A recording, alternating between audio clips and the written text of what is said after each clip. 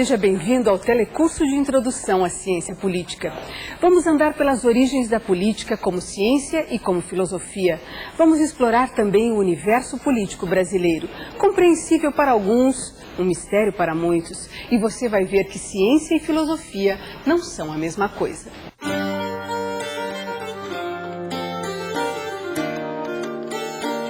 Quando o assunto é ciência política, filósofos e cientistas andam por caminhos diferentes. Os filósofos pensam o mundo como deveria ser. Os cientistas estudam o mundo como ele é. A filosofia política começou com Sócrates, teve continuidade em Platão, Aristóteles e segue, século após século, através de outros importantes pensadores.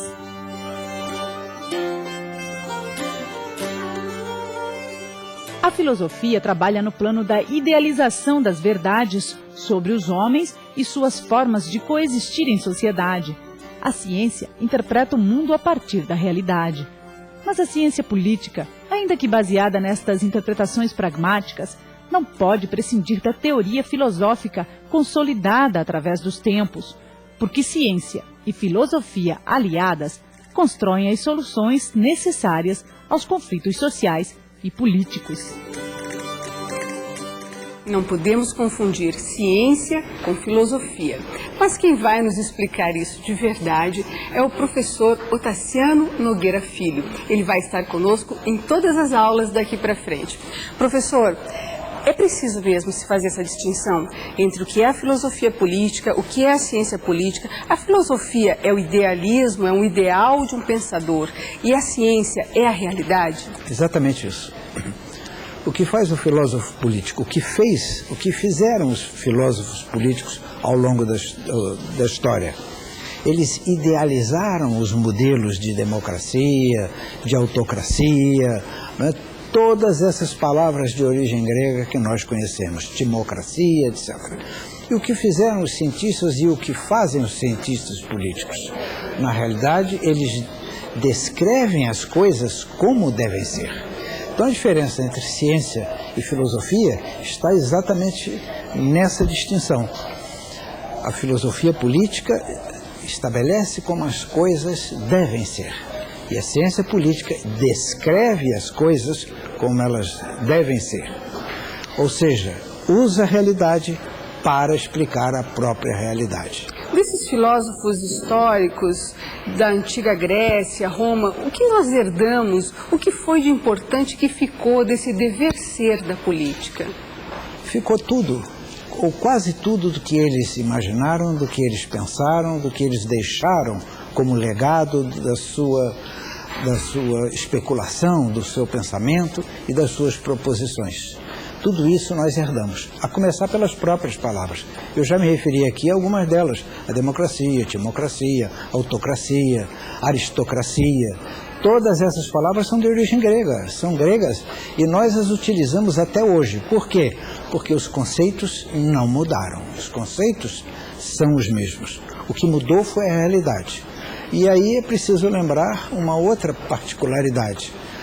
Como a filosofia política estipula como as coisas devem ser e a ciência política descreve como elas são, é preciso um mecanismo que decida se elas devem permanecer como são ou se devem mudar. Esse mecanismo é a política em si, é a atividade política. Mantendo um pouquinho o assunto lá na história, Sócrates é mesmo o mestre primeiro, o mestre maior?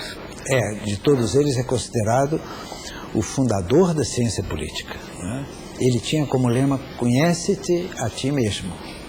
E há uma tríade, são três grandes patronos da filosofia política.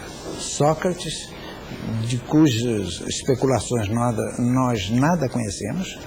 Platão, que foi seu discípulo, seu amigo, seu seguidor, que nos transmitiu tudo o que nós conhecemos sobre a vida de Sócrates, e Aristóteles, que foi discípulo de Platão e complementou essa obra formidável, extraordinária, que Sócrates nos legou e que Platão nos transmitiu.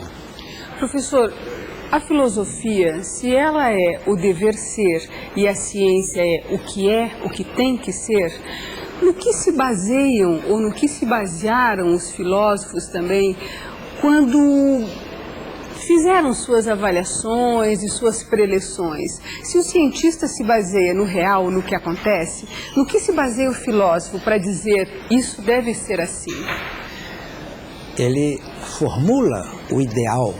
Quando nós falamos em democracia, nós conhecemos muitas formas de democracia diferentes, né? Quais as formas que eles nos legaram? A fórmula ideal. Platão mesmo escreveu a República, descrevendo o que seria a República ideal, que nunca se materializou. A democracia que nós conhecemos, portanto, é muito diferente da democracia platônica, da democracia de Platão, né? Hoje, o nosso conceito de democracia é muito variável em função da própria ciência política. Quando nós falamos em democracia, falamos em eleição. Quando nós falamos em eleição, falamos em voto, né? No entanto, o voto é um instrumento para se chegar à democracia. É apenas um procedimento. Por isso, essa democracia que se baseia apenas na eleição, nós chamamos de democracia procedimental. E a democracia que permite aos cidadãos participar das decisões políticas é aquela que nós chamamos de democracia decisional. Então, essas diferenças todas, né, nem todas foram imaginadas e pensadas pelos filósofos, porque a realidade que Platão, que Sócrates e que Aristóteles viveram era de uma democracia direta, que hoje não se pratica mais porque é impossível, né? Nós sabemos que Atenas tinha entre 300 e 400 mil habitantes. Isso é hoje menos do que a maioria, ou uma grande parte, a maior parte das cidades brasileiras. Então veja que a democracia direta se tornou apenas uma idealização. Mas ao longo da história, ao longo dos séculos, nós fomos aperfeiçoando, melhor dizendo, essa noção de democracia, ou nós convertemos o conceito? Não, nós fomos aperfeiçoando, nós fomos aprimorando. E a história, né, que Cícero disse ser a mestra da vida, serviu exatamente para isso. Para quê? Para que nós utilizássemos o conhecimento que tínhamos da democracia que era praticada e chegássemos à democracia que nós aspiramos, que nós queremos e que nós pretendemos, né? Essa foi a lição que a história nos deixou e que a história nos proporciona. Se a origem vem de Sócrates, quem mais, no decurso de tempo da filosofia e da ciência política, quem mais contribuiu? Há inúmeros, uma quantidade imensa. Se nós fôssemos recensear todos os filósofos que contribuíram de alguma forma para o pensamento político e para a realidade política, nós teríamos no mínimo cerca de 900 pensadores, né? Os gregos, os socráticos são muito importantes, os pós-socráticos também, da mesma forma como a contribuição que deram os romanos, não tão relevante quanto a que deram os gregos, mas ainda assim relevante, a noção de Estado, por exemplo. Estado não é uma palavra grega, Estado é uma palavra latina, né? E assim como os gregos nos legaram a filosofia, os romanos nos legaram o direito. Então veja que são duas contribuições essenciais que se complementam e sem as quais o mundo contemporâneo não poderia sobreviver, a política e o direito, né? A política gerando o direito quando o Estado determina qual a Constituição que vai adotar e o direito limitando o poder do Estado. Então são duas coisas interdependentes, essenciais, vitais, fundamentais para que nós tenhamos os regimes que nós conhecemos e também os regimes a que nós aspiramos. Sempre haverá ciência política, sempre que houver governo, sempre que houver nações, sempre que houver um sistema organizado, um Estado, sempre deverá haver a ciência política? Sempre. Por que razão? Veja que o Estado varia de um país para outro. E o próprio Estado dentro de um país varia também a forma de Estado, a forma de governo, né? Os sistemas eleitorais, os sistemas partidários. Veja o caso do Brasil. Nós éramos um Estado, quando nos tornamos independentes, éramos um Estado unitário, um só Estado. Em 1889, quando terminou, quando se revogou, quando se depôs a monarquia, né, a Constituição de 1891 transformou esse Estado, que era unitário, num Estado federado, composto de vários outros Estados, unidades da federação. Então veja que o Estado varia no tempo e varia no espaço, né? Professor, ainda na linha dos pensadores, nós temos uma pergunta do colega Djalma Lima. E ele pergunta o seguinte: Maquiavel, esse grande pensador, esse ainda muito falado e muito usado, né? Ele está sempre presente quando se fala em estratégia política, estratégia de governo. Lá vem Maquiavel e o príncipe com os seus conceitos e seus parâmetros, digamos assim. E o Djalma Lima tem uma perguntinha para o senhor. Por que Maquiavel é usado até hoje para definir alguns conceitos negativos na política? Bom, Maquiavel não é usado só para definir conceitos negativos, é também para definir conceitos positivos. O que ocorre é que quando ele escreveu, na época, durante o Renascimento, quando ele escreveu O Príncipe, né, como ele traduziu a realidade da política do seu tempo, e ele viveu um período muito conturbado na cidade de Florença, onde ele assistiu os espetáculos agradáveis e desagradáveis da política, né, ele foi tido como, criou o próprio nome dele, criou um adjetivo, deixou de ser substantivo próprio e passou a adjetivo, maquiavélico. Na realidade ele estava falando sobre a realidade, mas ele fala também sobre coisas, não só sobre coisas negativas, mas também sobre coisas positivas. Ele dá conselhos ao príncipe, não é? Quando ele diz, por exemplo, que o homem precisa de fortuna e virtude. Quando ele diz que o homem deve ser, quando tiver que seguir os instintos, ele deve ser ao mesmo tempo lobo e leão. Por que razão? Porque o leão tem a força, né, e não sabe quando poderá ser atacado, ao passo que o lobo tem esse instinto. Então é uma comparação que ele fez, não só coisas negativas, mas também coisas positivas. Essa tradição de que ele foi maquiavélico, de que ele foi pernicioso para a história do pensamento político, né, já está ultrapassada há muitos anos, né? Ele foi considerado, o livro dele foi excomungado, como foram outros. O de Montesquieu também foi colocado no índex da igreja, né? E, no entanto, ele deu enorme contribuição para o pensamento político, na medida em que criou, materializou, propôs, etc., é o autor da teoria da divisão dos poderes. Maquiavel não fica muito assim numa linha tênue entre ser um filósofo e ser um estrategista, um cientista? É verdade. Não se pode. Uns consideram que ele é um teórico apenas da política, outros consideram que, ao contrário, ele é um grande analista da política. Então há todas essas facetas, essas considerações, essas visões que mostram a importância dele para o pensamento político, né? E mostram, mais do que a importância dele para o pensamento político, a importância para a prática da política, para a atividade política. Quantos Maquiavéis nós não conhecemos ao longo da vida e da nossa existência? É possível se fechar um conceito de ciência política? De que se ocupa a ciência política? Se ocupa exatamente de descrever, né, as instituições políticas, como o Estado, o governo, os grupos de pressão, os lobbies, os grupos de interesse. Ocupa-se também dos recursos de que a política se utiliza, a influência, o poder, a autoridade. Ao mesmo tempo, se preocupa também com os recursos da política. Quais são? Como age a política? Através de decisões ou deliberações políticas, aquilo que os cientistas chamam de policy formation, ou seja, formulação de políticas, né? E a formulação de políticas públicas e o processo de tomada de decisões da política. E, por fim, os fins da política. Embora não, como salienta o professor Norberto Bobbio, né, não haja praticamente nenhum fim a que a política não tinha se proposto, é preciso lembrar que há alguns fins mínimos da política. Ela objetiva o quê? Administrar os conflitos, né, de forma não destrutiva, conciliar. Esse é o principal fim da política.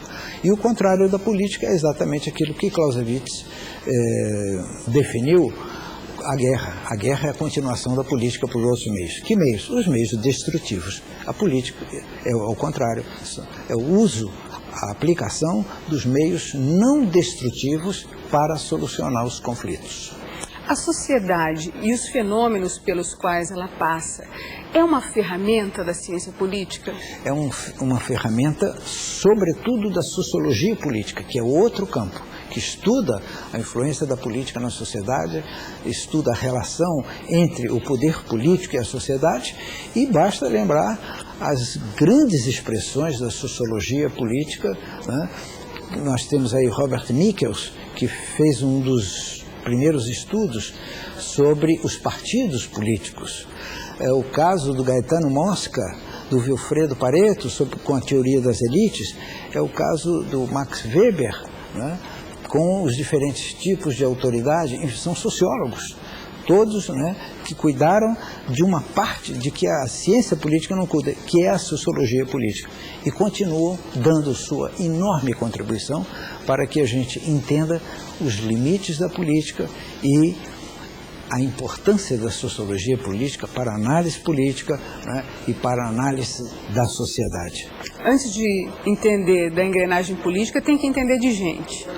Sem dúvida, a política é o campo da atividade humana e o campo da atividade mais importante da atividade humana, que é o uso do poder político. Por que ele se sobrepõe a todas as demais formas de poder? Porque é a única forma de poder que tem um monopólio da coerção, né? De reduzir a obediência, inclusive com o uso da força, se necessário. Daí a diferença entre poder e influência. A influência é o campo da persuasão, do convencimento. E a coerção é típico da autoridade, do poder político, que usa a coerção para conseguir os seus objetivos, e não a influência que usa a persuasão. O senhor falou que nós não podemos desmembrar o Estado organizado, o Estado de Direito, da estrutura política. Quer dizer, a lei sempre deve estar presente, a lei sempre será o pano de fundo para a ciência política? Sem dúvida, para a ciência política e para o direito, antes de mais nada. Porque o Estado não é só um produtor de leis, o Estado é também produto das leis. A Constituição é que define como será o Estado. Então, ele é um produto do direito constitucional, da Constituição de cada Estado. E, ao mesmo tempo, é o produtor das leis que regem a sociedade. Então, veja que o Estado tem esse papel ambíguo. Ele é resultado do direito e ele é quem produz o direito, né? Isso é uma velha discussão, mas isso é uma questão já superada, porque o Estado, pela sua importância, pela sua complexidade, tem que ter essas funções.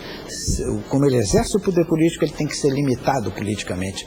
E como ele é o poder preponderante que dispõe da coerção política, ele precisa dispor das leis que levem aos seus objetivos, às suas finalidades, etc.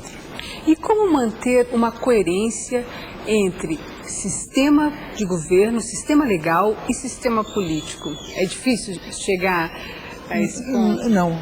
O que limita o poder político é exatamente a lei. Quem limita o maior dos poderes políticos, que é o Estado, é a Constituição, que é uma lei de maior hierarquia, não é? Então, a política tem que conviver com o direito da mesma forma como o direito tem que conviver com a política. Por que razão? Porque é o Estado quem produz as leis, é o Estado quem gere e produz o ordenamento jurídico de cada país. Então veja que o direito tem que conviver até o seu desaparecimento, se um dia ocorrer, com a política da mesma forma como a política depende do direito. Professor, outra colega, Maria da Conceição Alves, também nos traz uma perguntinha. Professor, o que é uma lei justa? Toda lei deve ser obedecida? Eu vou dar o exemplo de Sócrates. Sócrates, né, isso Platão conta na Apologia de Sócrates, escrito na Apologia de Sócrates, como todos sabem, ele foi condenado a beber cicuta porque foi acusado de perverter a juventude. Criton, nessa Apologia de Sócrates, tenta convencê-lo para que ele deixe a cidade para que ele não fosse condenado, não tivesse que executar a sentença que recebeu de bebê cicuta, ou seja, sentença de morte. E ele responde: eu sempre vivi nesta cidade e sempre obedeci às suas leis. Obedeci porque ela deve ser obedecida por todos. E mais do que isso, eu poderia tê-la deixado essa cidade no momento em que eu quisesse. E eu, como sempre me recusei a fazer isso, eu era livre para fazê-lo, eu não posso me recusar às leis e à sentença que me é imposta. E concordou, sucumbiu à condenação que o levou à morte. As duas grandes condenações que deixaram perplexa, porque essa é a condenação de dois inocentes, é a condenação de Sócrates e a condenação de Cristo. Não é? Então veja que ambos se submeteram à lei ainda que injusta, padeceram pela lei ainda que injusta. Não é? E a política existe exatamente para evitar, e também o judiciário, para evitar que as leis injustas prejudiquem as pessoas. Por quê? Porque elas podem ser modificadas pelo poder político. Quem é que exerce esse poder político? O executivo e o legislativo, com a participação do judiciário. A lei injusta pode e deve ser corrigida. Professor, cientista político é uma denominação de profissão recente. Que tipo de realidade, que tipo de contexto até universal levou a que hoje nós tivéssemos esse mercado específico do cientista político? Bom, antes, mas eu gostaria de lembrar que por que a ciência política é uma ciência nova ou é considerada uma ciência a partir de muito pouco tempo. Você deve lembrar que o século XX padeceu de duas das piores conflagrações humanas, a Primeira e a Segunda Guerra Mundial, né? Somando-se as vítimas, isso aí ultrapassa 80 milhões de vítimas. O século XX ficou estarrecido com isso, mais do que isso. Influenciou também o fato de que a República de Weimar, depois da Primeira Guerra, que se instalou na Alemanha, teve a mais moderna de todas as constituições, foi elaborada com a colaboração do maior jurista alemão, Hugo Preuss, também com a participação de Max Weber, essa figura extraordinária da sociologia, e, no entanto, terminou no nazismo. Tudo isso inquietou a sociedade, inquietou as sucessivas gerações que padeceram essas guerras. E foi exatamente no fim da Segunda Guerra Mundial que a Unesco convocou um colóquio em Paris para definir o que seria ciência política, o que se deveria estudar da ciência política. A partir de lá vieram as contribuições extraordinárias, notáveis, na década de 50, o primeiro grande livro sobre partidos políticos, é do Maurice Duverger, há uma enorme contribuição dos cientistas americanos, onde já havia escola de governo, né? E aí se disseminou, por quê? Se teve a consciência de que só a política é capaz de evitar a guerra, né? Para isso se criou um mecanismo de política internacional que é a Organização das Nações Unidas. Para quê? Exatamente para tentar evitar a guerra. Nem sempre tem conseguido, nem sempre tem sido sucesso, né? Tem tido sucesso. Mas é uma tentativa de tornar a civilização mais civilizada, né? E o mundo com melhores formas de convivência entre os povos, entre as diferenças, entre os homens, né? Enfim, entre as nações. Nesse processo de concretização da política como ciência, aí aconteceram os profissionais. Os profissionais da ciência política, os cientistas políticos, estão hoje inseridos nos governos e de que forma estão?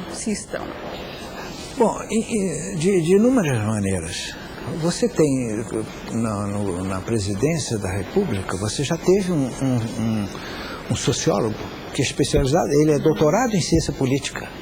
Ele tem um doutorado em ciência política lá nos Estados Unidos, que é o Fernando Henrique Cardoso. Você tem, na Secretaria-Geral da Presidência da República, um professor de ciência política, né, que é conhecido, inclusive, tem obra. E isso não só aqui no Brasil, em outros países também, né? no governo Kennedy, inúmeros cientistas políticos participaram do governo dele, tiveram atuação positiva, etc. Hoje, a ciência política não se cinge apenas ao campo da universidade, mas também da análise política, da análise de risco, né? A teoria política formula novas propostas, faz análise de que tipo de governo, que tipo de política, que tipo de atividade política é mais propícia para a busca constante da democracia. Tudo isso é um mundo que ainda está por descobrir, né? É como se nós disséssemos, a política é uma ciência infere, continua sendo feita a cada dia. É mutante. Mutante, é verdade. Professor, nós estamos chegando ao finalzinho da nossa primeira aula, desse telecurso, que é uma série de 10 teleaulas. O que mais a gente tem que considerar nesse nosso primeiro encontro? O que mais é importante para que a gente saia daqui com uma noção muito clara de ciência política, suas contradições frente à filosofia, à sociologia, contradições ou não? Bom, não há contradições. O que há na realidade entre filosofia política, ciência política, sociologia política, psicologia política, é uma integração cada vez maior de um fenômeno que é o mais importante da história da humanidade. Por quê? O fenômeno da política diz respeito a todos nós. A política existe desde que o homem se civilizou. Agora, a ciência política é que é muito moderna, mas a filosofia política vem dos gregos. Não houve filosofia antes deles, filosofia política especialmente. Houve a partir do século VI, do século V antes de Cristo. E continuou existindo essa tradição do pensamento. Então nós temos que ter a consciência de que as coisas podem ser como querem os filósofos ou as coisas têm que ser como manda a realidade. Alguns querem transformá-la, outros querem reformá-la. Como decidir isso? Para isso é que existe a política. Quando fazer as transformações, quando manter aquilo que deu resultado. E quando transformar aquilo que não deu resultado e precisa ser transformado. Isso é de que cuida a política. Professor, obrigada pela primeira aula. Nos encontramos na próxima, na nossa segunda aula. Obrigada. Obrigado a você.